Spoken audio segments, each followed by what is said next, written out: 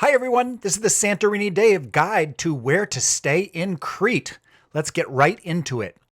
In this video, we offer a broad overview of the most popular and frequently traveled areas of the island, including Chania, Rethymnon, Heraklion, Elounda, and Agios Nikolaos, plus the most famous beaches and south coast towns.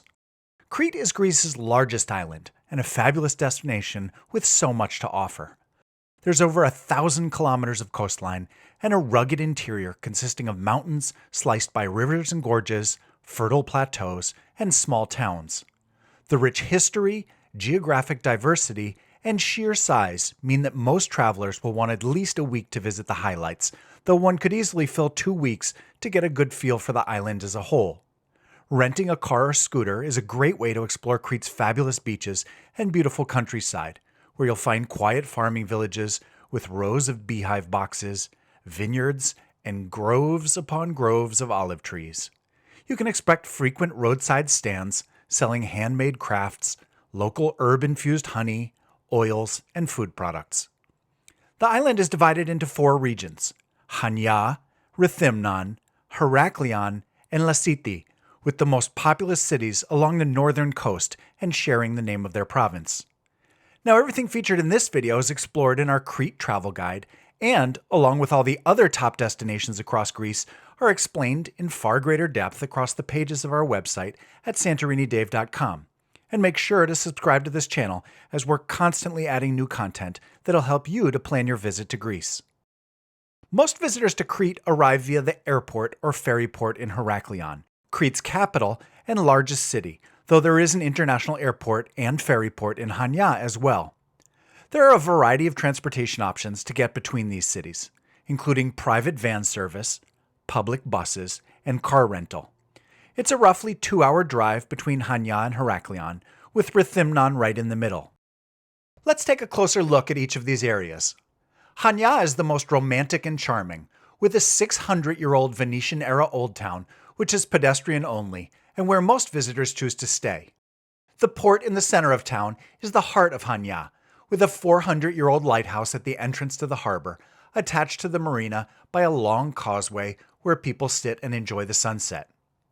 The waterfront is lined with old buildings, including the landmark Yali Mosque, an Ottoman-era domed structure, which is the most prominent landmark on Chania's harbor.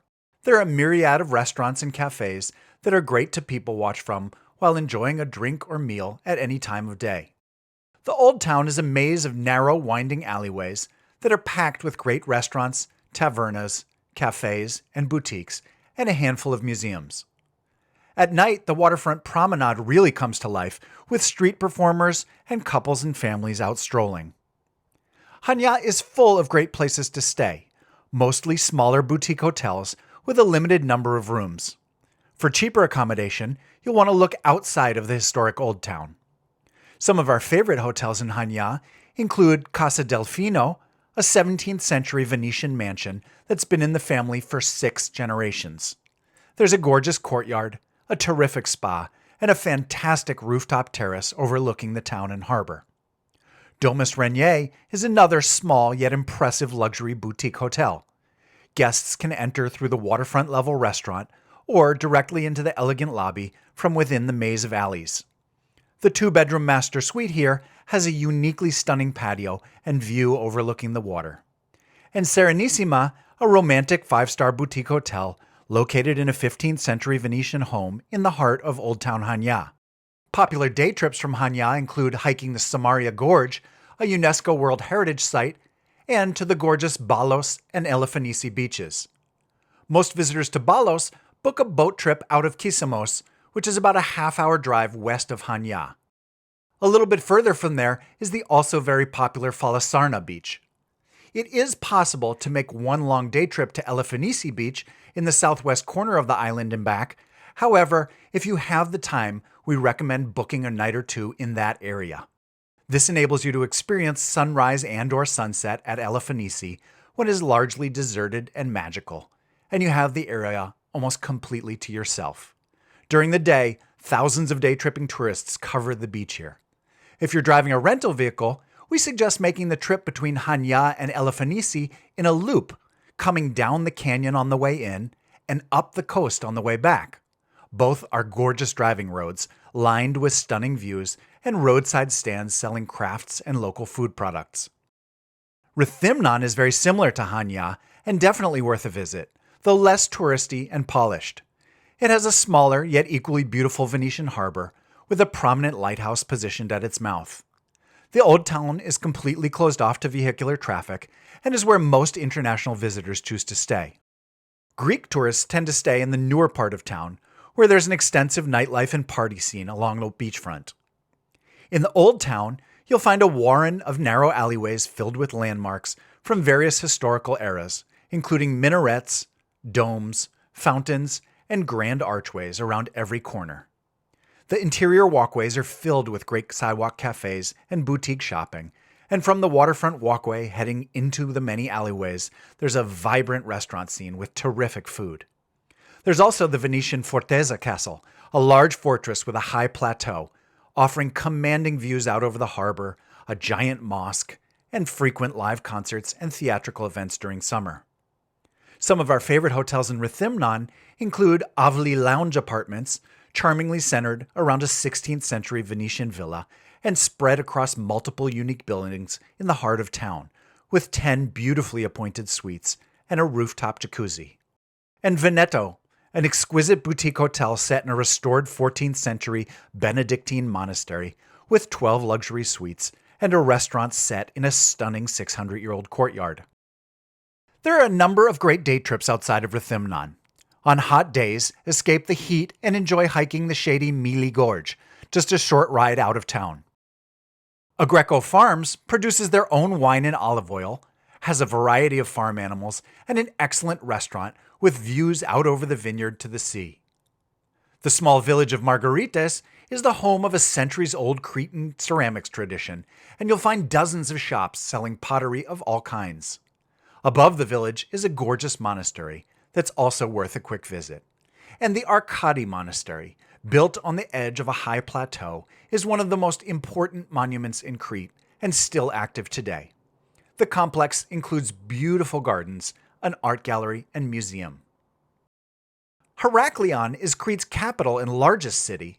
While not as pretty as Chania and Rethymnon, Heraklion, a modern, working-class town, does have its own charm and extensive history, plus a lovely waterfront that's great for strolling, with a decent beach at the west end of town.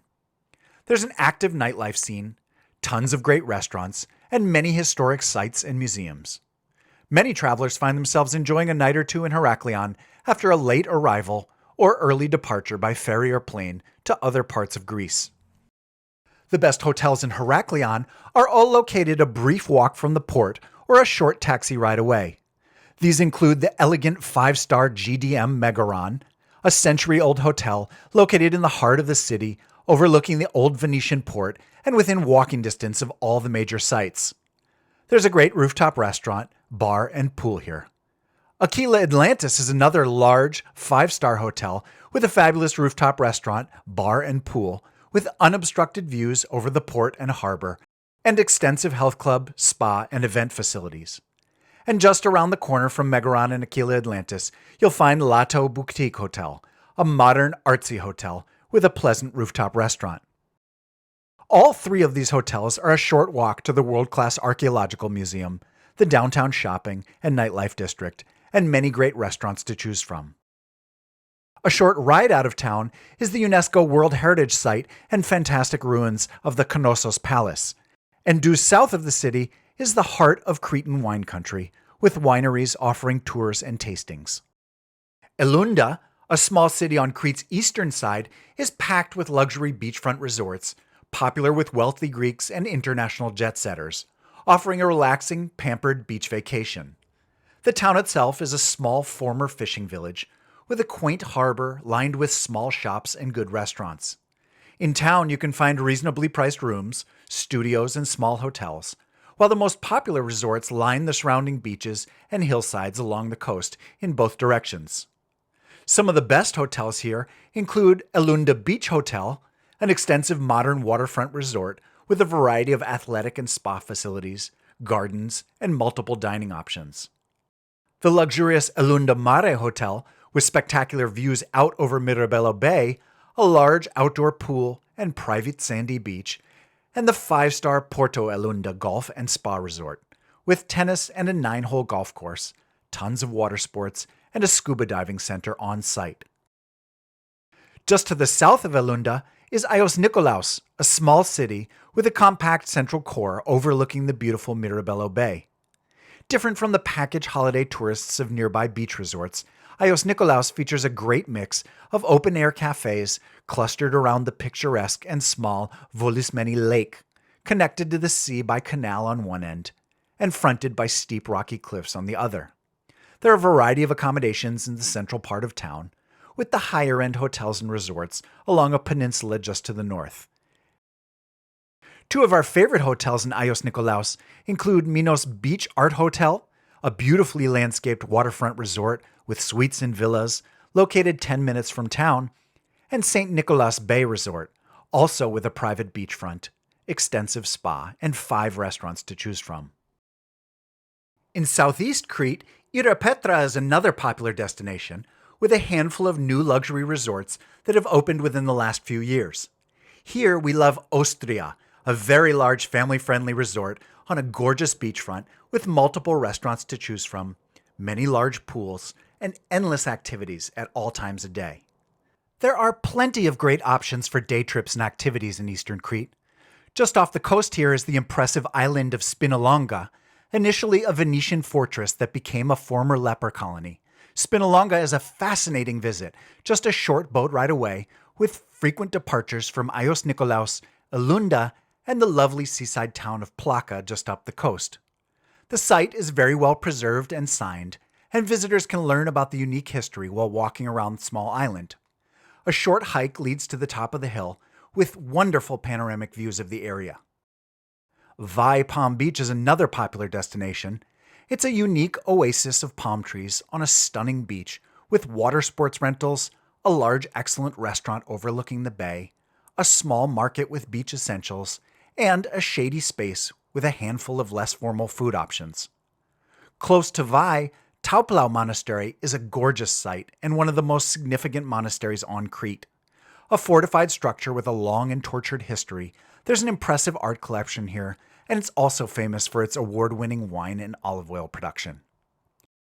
And last but not least, a few great choices for quieter small towns on the southern coast include Sfakia, Lutro, and Paleochora. These towns and a handful of great beaches in between, including Sweetwater with its freshwater springs right on the beach, and Marmara with its beautiful caves, are connected by boat. The larger towns by a coastal ferry system that is easy to navigate, and the beaches by water taxi or private boat rental out of Sfakia. You'd begin a visit to this coastal area by driving to Sfakia, and by boat from there makes the most sense. As always, you can find lots more detailed information about Crete and the rest of Greece's most popular destinations across the pages of our website, SantoriniDave.com. If you enjoyed this video, make sure to like it with a thumbs up and to subscribe to our channel, as we are constantly adding new content that will help you in planning your visit to Greece. Thanks for watching.